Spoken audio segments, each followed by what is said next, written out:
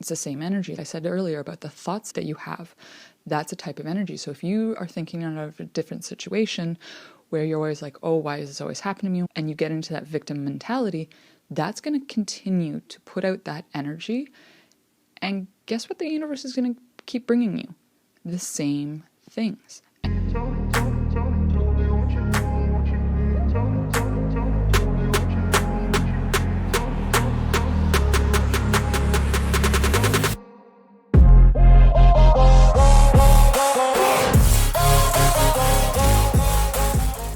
Welcome to Declutter For Change podcast. I'm your host, Heather Clark, your declutter expert, and today's episode is all about energy. It's the E in the acronym CHANGE, which is what the podcast and the business is all about, and how each of those letters, what they represent, and how decluttering helps with each of those. So if you haven't listened to the first 5 episodes, I would go back and start with number 1. And obviously you'll get to know why I chose the acronym CHANGE, why I said Declutter For Change. So today's episode is all about energy. Energy is everything. Everything is energy. So what I mean by that is your physical environment, your mental, emotional, spiritual, money is energy, your stuff is energy. So everything is energy. Anything that you think, good or bad, will manifest itself. So it has the energy to bring forth what you are thinking about. When you feel into that emotion, when you feel into that thought, that too brings about that type of energy and again will manifest that into your life. And your stuff has energy. Think about this. So when you are clearing out, let's say your home, and let's say it's even just a closet, you go into your closet and you had a box full of stuff, whatever that stuff, maybe that's stuff that somebody gave you and you just didn't know what to do with it, so you put it in a box and you put it in the back of your closet. Unfortunately, when you do that and when you have that energy that's in a box, that's in the back of the closet, that's stagnant energy. You're representing those items or what those items represented as stagnant energy in your life. If it's something that you value, something that you're like, that's something that my grandmother or my grandfather or an heirloom of some sort, but it's in a box, that energy spreads out into the rest of your life. That energy of that item becomes very stagnant, it becomes very heavy in your home. And that heavy energy in your home becomes heavy in your mind, in your emotions, and you may not even realize it either. The stuff that's in our home, so the physical stuff, a lot of it starts with our environment. So when you first walk into your home, how is the energy? Do you have a bunch of stuff in the front area? Is your front closet jam-packed that you can barely put another jacket or pair of shoes in there? That energy, that stuffed energy, trickles into the rest of your life. Your home is a representation of who you are.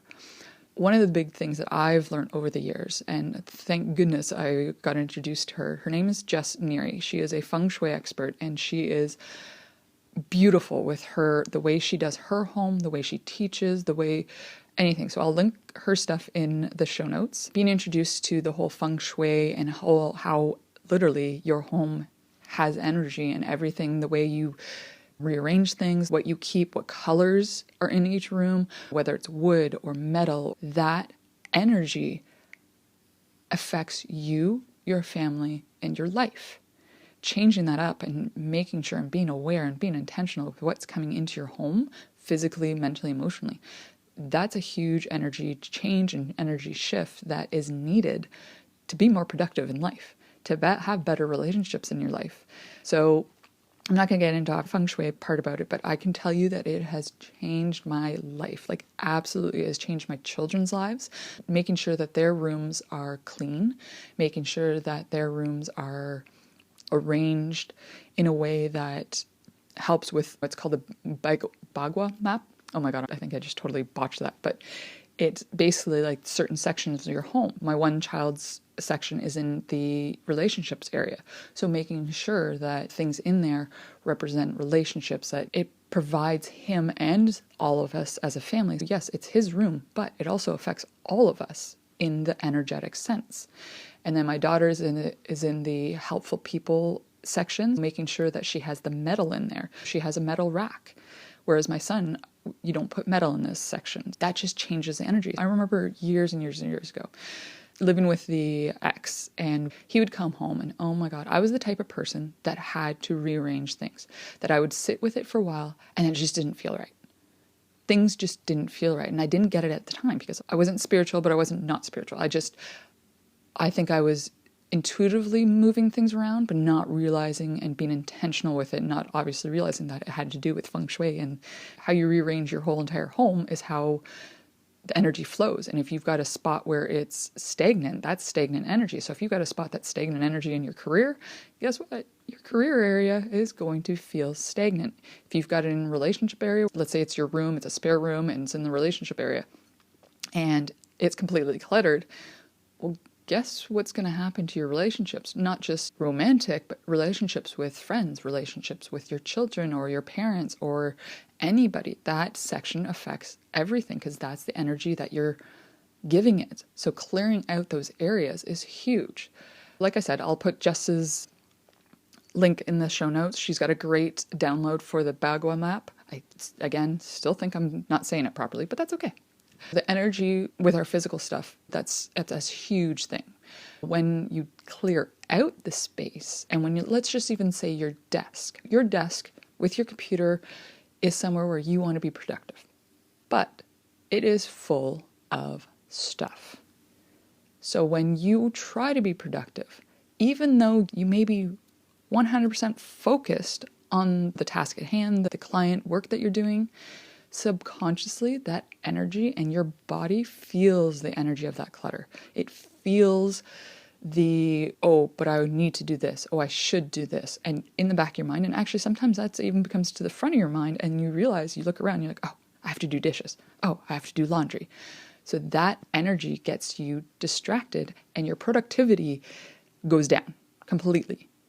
However, when you clear your space, when you clear your desk off first, and you clear that space and clear that energy and put the intention that I'm going to go sit down and work on this project. And I'm going to take breaks because, again, you can't just go 24/7. You have to take those breaks. You have to take time away. You have to take time for yourself as well. But putting that point of, I'm going to clear this desk off before I start working so that I can focus 100% on my work and put that energy into it and put those intentions into it. Because we always know when we do better work is when we are more productive, when we're less distracted. That's when we do our best work. With the mental part of it, again, it's the same energy. I said earlier about the thoughts that you have. That's a type of energy. So if you are thinking out of a different situation where you're always like, oh, why is this always happening to me? And you get into that victim mentality, that's going to continue to put out that energy. And guess what the universe is going to keep bringing you? The same things. And trust me, guys, I've been there. I've been that person as, woe is me.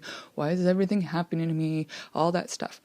Because we all do it. At one point or another, everybody has gotten to a point, no matter how enlightened you are. But this is part of growing. This is part of adjusting and changing to what is going on in our lives. Because again, I've always said, and this is again why change is part of the business, is because we're always changing. Everything is always changing. Our thoughts are changing. The energy is changing. The energy on a collective is changing huge right now. Whether you believe it or not, astrologically speaking, all of the planets, the moon, the sun, all that stuff has an energy effect on everybody. Changing up your energy and the mentality, that's what you can control. Going through the emotions and that energy set, that's what you can control. When you think better thoughts, now I'm not saying you can't go, oh, woe is me, and have your 5-minute pity party. By all means, get it out. Get, especially the emotions, get those emotions moving. Energy in motion. That's what emotions are. So you have to clear them out. You have to clear those out, whether that means you're having a good, ugly cry, whether that means that you're getting angry, you have a good scream. There have been times where, years ago, where I used to take a pillow, or a few, and scream into them, just to get that energy out. Because if I kept that in, that would definitely overflow into the rest of my life. that would overflow into how I treated my children. I even say to my kids too, there's certain times when they're fighting, like they've got such a energy force to them because they're kids. When they think they're right, and they will fight that until the end. I've actually had to separate them because I've told them, I was like, you two, the energy that's coming off of you is affecting me. And you guys need to step away from this situation. Go have your own quiet time for a moment. Think about it. Go release the energies if you want to scream in your pillow, but watch your energy, because even the energy, have you ever walked into a room and just either felt lifted up because the energy is so awesome, everyone's dancing, everyone's smiling, everyone's happy, or opposite, where you walk into a room and you're like, whoa, this feels weird.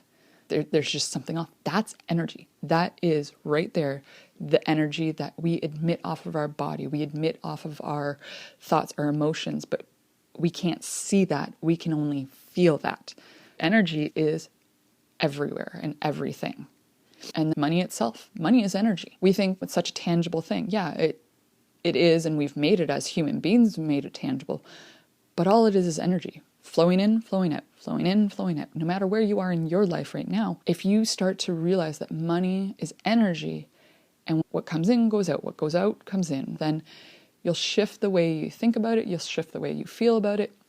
And the same with your emotions and the mental stuff as well. And then physical stuff, clearing out the physical space, because that's the easiest part to shake things up. That's the easiest way to shake your space up, to change your mental state, to change your emotional state, because the physical is only a consequence of the mental and emotional.